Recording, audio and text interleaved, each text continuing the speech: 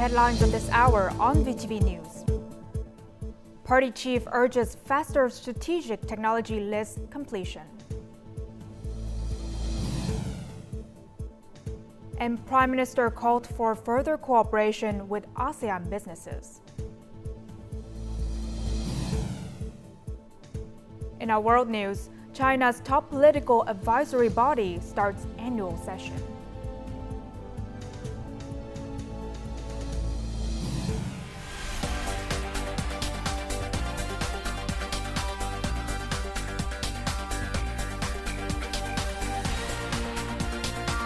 Broadcasting from Hanoi, the capital of Vietnam. VTV News starts right now. Good morning. It is 8 a.m. local time in Hanoi, and you're watching VTV News. I'm Huyền Trân with the top stories. Party General Secretary To Lâm chaired the second meeting of the Central Steering Committee on Developing Science, Technology, Innovation, and Digital Transformation on Tuesday afternoon. Prime Minister Phạm Minh Chính also attended the meeting. Just over a month after the Central Steering Committee's first meeting, many tasks have yielded concrete results, including the implementation of Resolution 193 and the institutionalization of Resolution 57. While digital transformation within party agencies is progressing, Project 06 benefits businesses and the public and paves the way for building a national data center. Leadership awareness, mindset shift, and commitment to digital transformation remain slow. This is because they haven't been trained or guided. Without knowledge or expertise, they can't lead or direct effectively, and fear of mistakes keeps them from innovating. In his speech, the party chief pointed out the limitations of underperforming institutions, the shortage of high-quality human resources, insufficient investment in internet infrastructure, and a lack of attention to integrating new technologies and big data into management practices. He outlined several areas that require immediate attention. We must align the implementation of Resolutions 57 and 18 to restructure management and ensure synchronization across the three government levels. The government must assess the financial impact of streamlining apparatus and quantify cost savings to direct resources to other socioeconomic fields. Secondly, institutional and policy frameworks must be completed to secure human resources for Resolution 57 by the second quarter of 2025. Regarding upcoming missions, the party chief called for an adjustment to allocate 3% of this year's budget to science and technology investments. He also stated orientations for developing new and strategic technologies. We must urgently create and publish a comprehensive list of strategic technologies.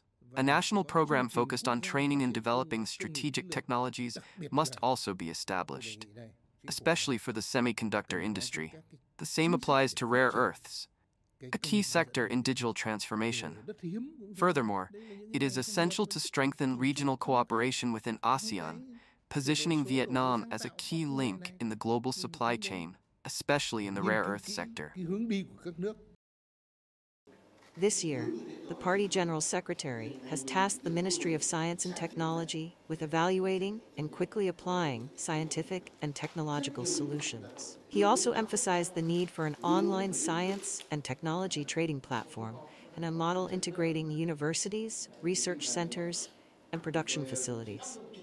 Provincial and municipal party committees will soon establish steering committees on science and technology development, innovation, and digital transformation.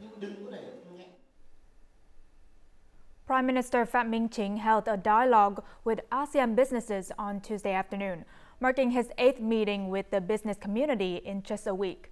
Praising the investment environment in Vietnam, leading ASEAN corporations and businesses hope to expand their investments to support the country's sustainable growth. And in response, the Prime Minister acknowledged the support from ASEAN partners and urged them to expand production, transfer advanced technologies, and assist in training high-quality human resources and smart management. Additionally, he encouraged collaboration in science, innovation, and startups, and promoted social welfare, environmental protection, and ASEAN unity. Prime Minister Phạm Minh Chính views on Vietnam-U.S. economic relations have received support from the American business community in Vietnam. Vietnam is one of the key and consistent contributors to the supply chain of U.S. enterprises, effectively supporting investment activities.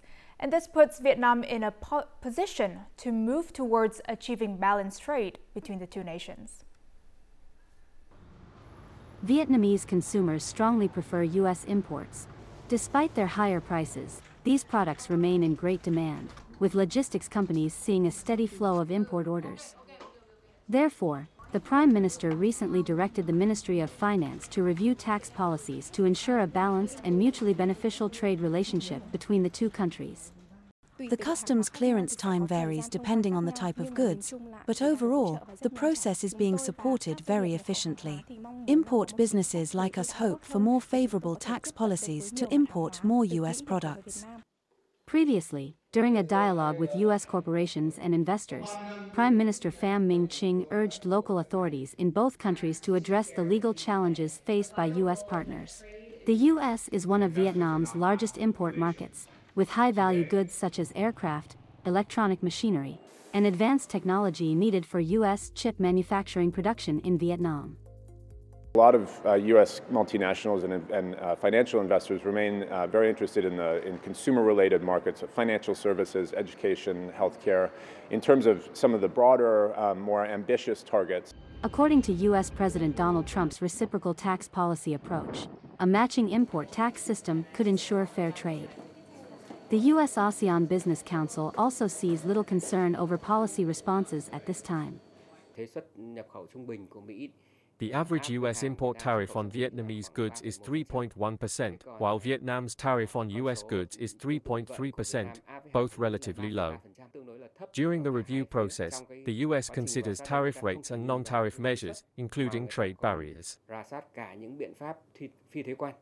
Vietnam and the U.S. are comprehensive strategic partners with complementary economies, pursuing healthy competition. In the coming days, the government will review policies to ensure balanced trade and introduce new measures aligned with current U.S. policies. On Tuesday afternoon, National Assembly Chair Trần Thanh Mẫn hosted a briefing meeting with the vice chairs and members of the National Assembly. Commending agencies and units for their successful planning in the 9th extraordinary session, he highlighted that in accordance with Resolution 18, the National Assembly has completed the streamlining of the National Assembly Television and the Institute for Legislative Studies. He emphasized the need to continue merging some provincial and commune-level units. He proposed amendments to the Constitution and relevant laws to support those impacted by the reform, with a report to be submitted by the Politburo by June 30th. Additionally, he urged the Committee for Deputy Affairs to develop and finalize the election orientation proposal for submission to the Politburo in August.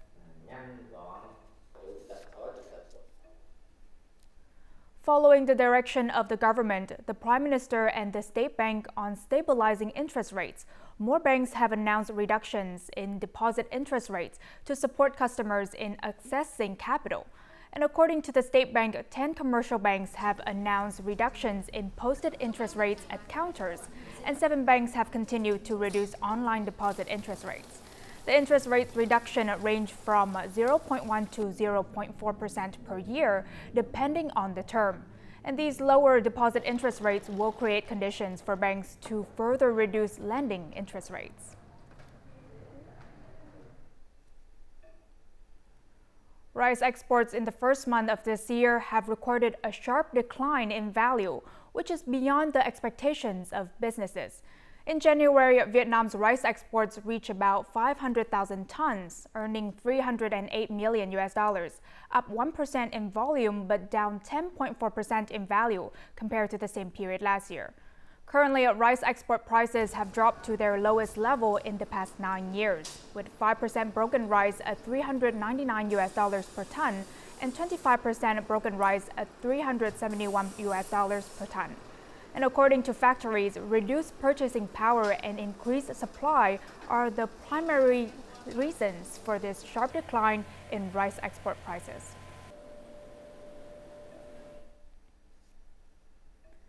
Chairfish remains a key export product of the Mekong Delta, and in the early months of this year, prices have surged to a 3-year record high in some areas. However, farmers and enterprises remain cautious due to market fluctuations. More to follow. This cooperative's 3-hectare chairfish farm is ready for harvest. Prices have been rising for nearly 2 months, and productivity has increased significantly.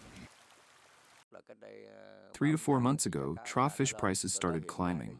For fish weighing 800 grams to just over 1 kilograms, companies now pay around $1.27 USD per kilo. Larger fish of 1.5 kilogram fetch around 1.29 USD per kilogram. At these rates, farmers can earn profits of 80 to 90 cents per kilo. Mekong Delta agricultural authorities caution farmers against expanding their farming areas, as this requires significant investment, while market conditions remain unpredictable. Rather than focusing on increasing output, farmers should prioritize cost-saving measures. 2025 will be a milestone year for the seafood industry. We're already seeing a surge in the number of orders from partners.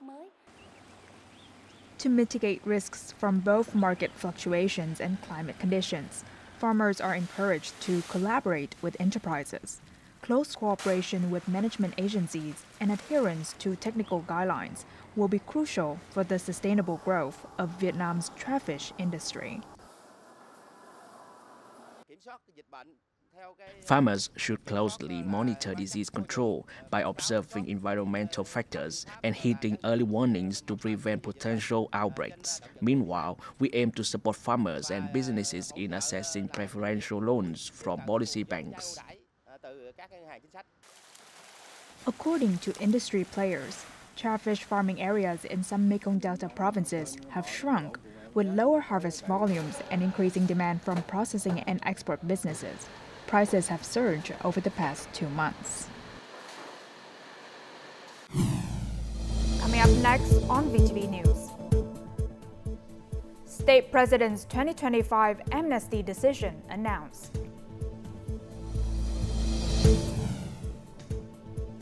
And later on, young artists promote Vietnam's image through music.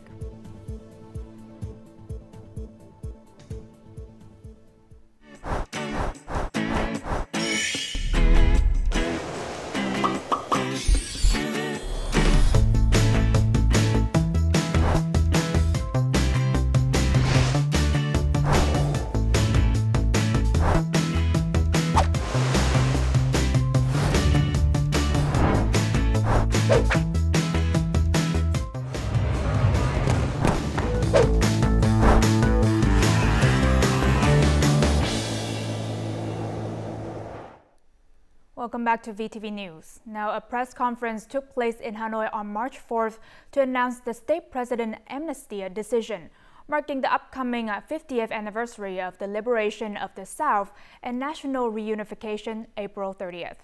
A notable change in this amnesty round is the required imprisonment period for eligible individuals. Specifically, prisoners serving fixed-term sentences must have completed at least 1/3 of their sentence, while life sentence prisoners whose sentences have been commuted to fixed terms must have served at least 14 years. Since 2009, the state has conducted 10 amnesty rounds on major national occasions, granting clemency to nearly 100,000 inmates with good records of rehabilitation, work, and study. The amnesty policy is a humane policy of the party and the government, and it has so far created opportunities for tens of thousands of prisoners to return to society before the end of their sentences. And about 9,500 former inmates have been allowed to borrow more than $30.5 million to set up businesses. Hai Dung notes that this policy has shown remarkable effectiveness. Thanks to the policy loan, this man had the opportunity to build a chicken farm. After the recent Tate holiday, he earned nearly $8,000 in profit. As a former inmate, the policy loan was a trust and an opportunity for him to rebuild his life. I received an initial loan of nearly $4,000 to invest in a chicken farm and have made a lot of profit from it. He got a loan and created a stable income, which helped the people around him trust him more. Creating livelihoods and jobs for those who have completed their prison sentences is an effective and quick measure to help them reintegrate into the community and not reoffend. With nearly $4,000 of a policy loan, this man invested in building a banana farm and a fish pond. This year, both the banana farm and the fish pond will yield a harvest. I am truly grateful to the party, the state, and the policy bank for helping me overcome the difficulties I encountered when I first returned from prison. Through monitoring, we found that the loan recipients used the capital for the correct purpose, effectively stabilizing their family economy and contributing to the local economy. Hai Jeong is one of the localities that has focused more than $1.73 million of policy capital on creating jobs for former inmates. This year, the province will continue prioritizing the budget through the Bank for Social Policies to implement this humanitarian program. While receiving the UK Home Office Permanent Secretary Simon Ridley on Tuesday, General Leung Tam Quang, member of the Politburo and Minister of Public Security, applauded the outcomes of the third Vietnam-UK migration dialogue between the Ministry of Public Security and the UK Home Office. The Vietnamese minister urged the active implementation of the signed cooperation documents to combat human trafficking and share immigration information and migration issues. The minister requested the UK Home Office to facilitate legal residence, employment and study opportunities for Vietnamese citizens in the UK.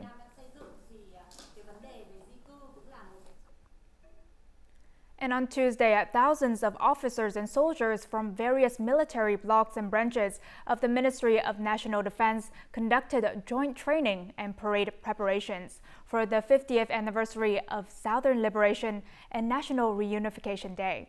The joint training session comprised 16 clusters, including forces from military regions, Navy, Air Force, Special Forces, and female militia of the northern units, and connected to 3 additional points: Military Region 7, Military Region 5, and Army Corps 34.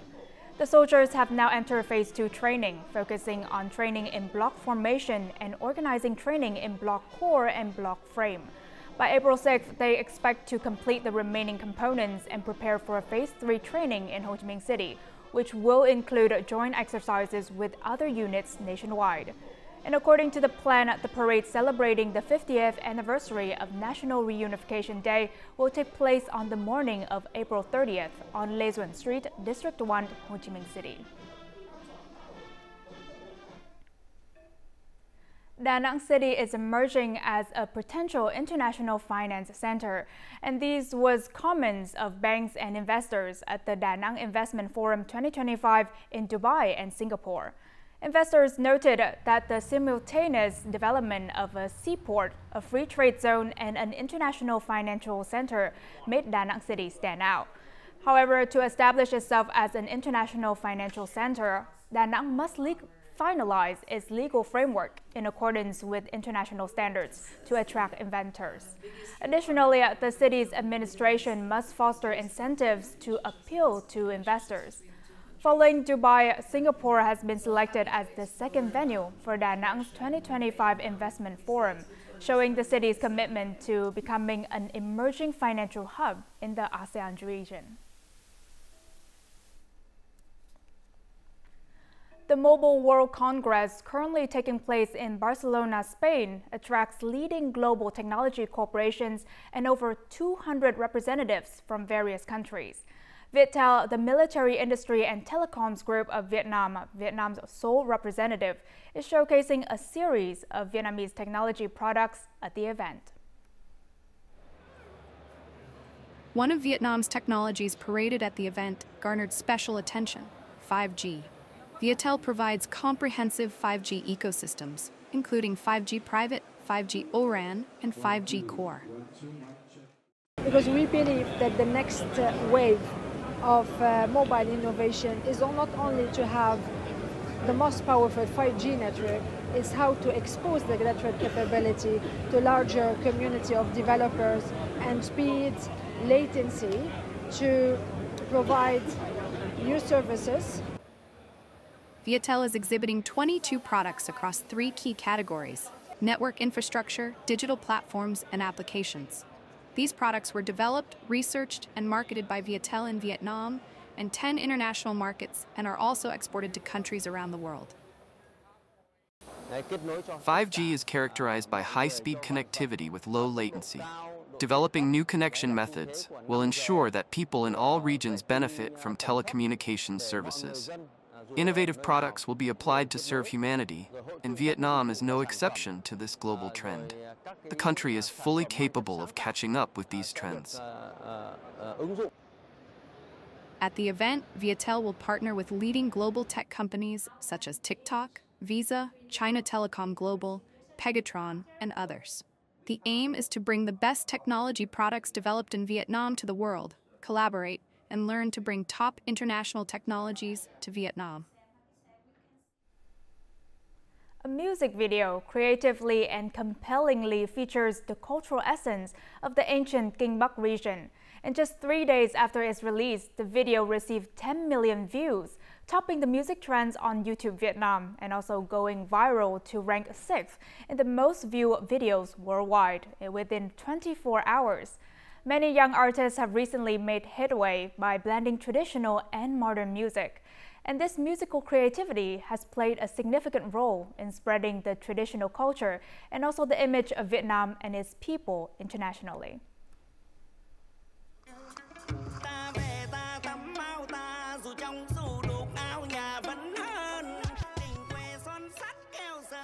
Cultural activities and scenes from Bắc Ninh are presented engagingly and vibrantly. Meticulously crafted, Bắc Bling is special gift that Bắc Ninh talents, including singer Hoa Minh Di, renowned artist Xuân Hinh, and musician Tuấn Crai, have dedicated to their hometown.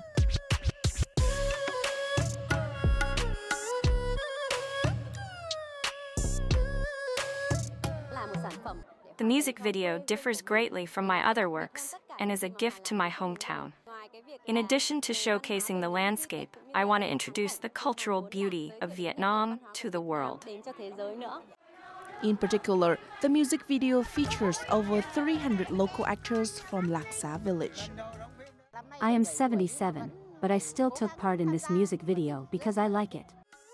The creative power of the youth can be a crucial force in promoting and spreading love for the homeland and national pride. This is a creative way to tackle culture promotion, combining many cultural values through fresh and modern melodies. It also opens up new ways to approach culture and take cultural industry development in a new direction. Many music videos and songs have recently become ambassadors, promoting the culture and tourism of various rural areas nationwide. There are many ethnic groups around me.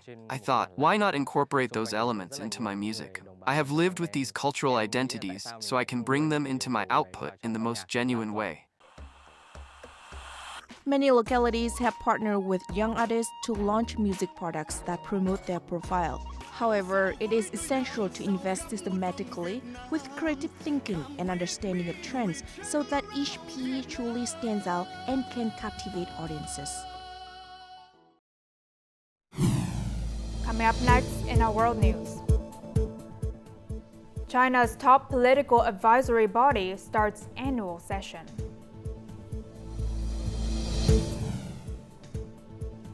And Cambodia introduces bill toughening penalties for denial of Khmer Rouge genocide.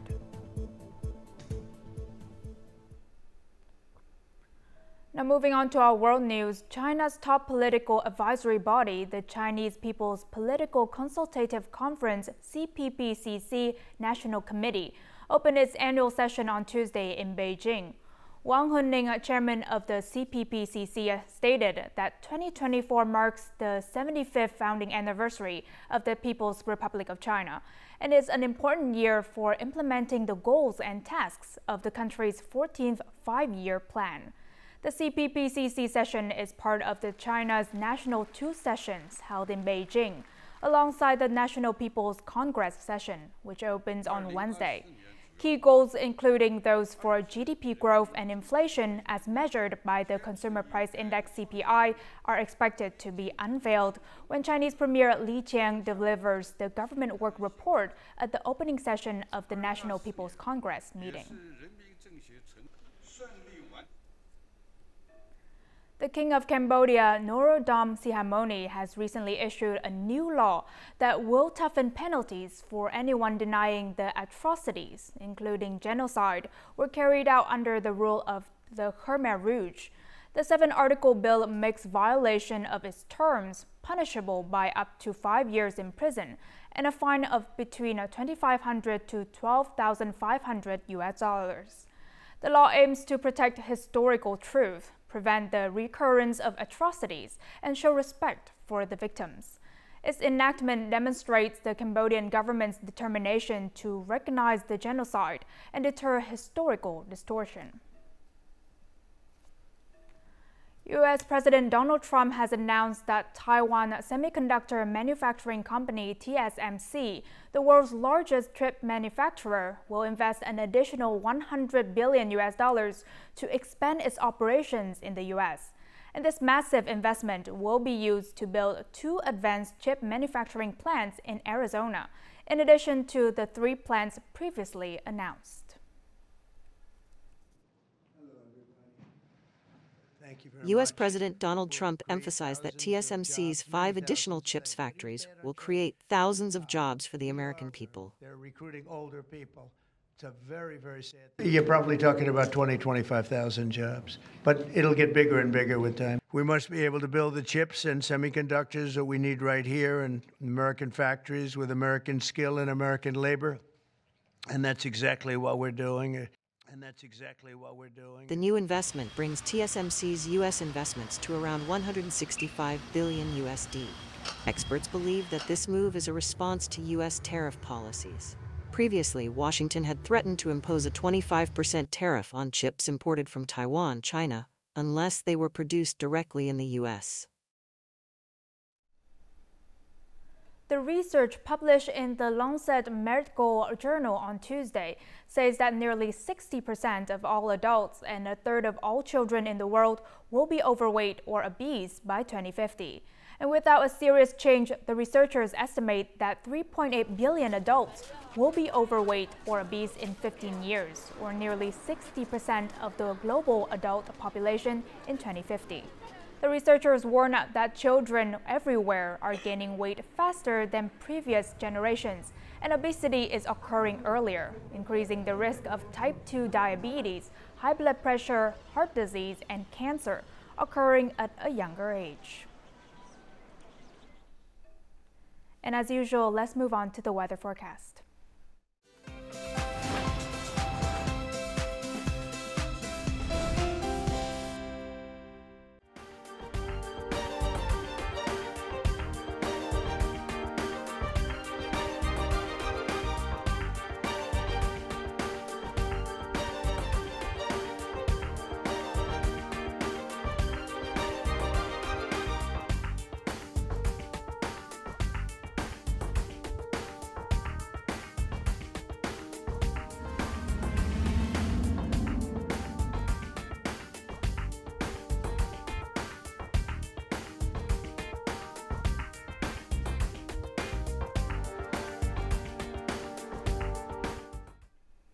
And that's all the news we have for this hour. To rewatch our program, you can download our mobile app VTVgo or check out our YouTube channel VTV4Go.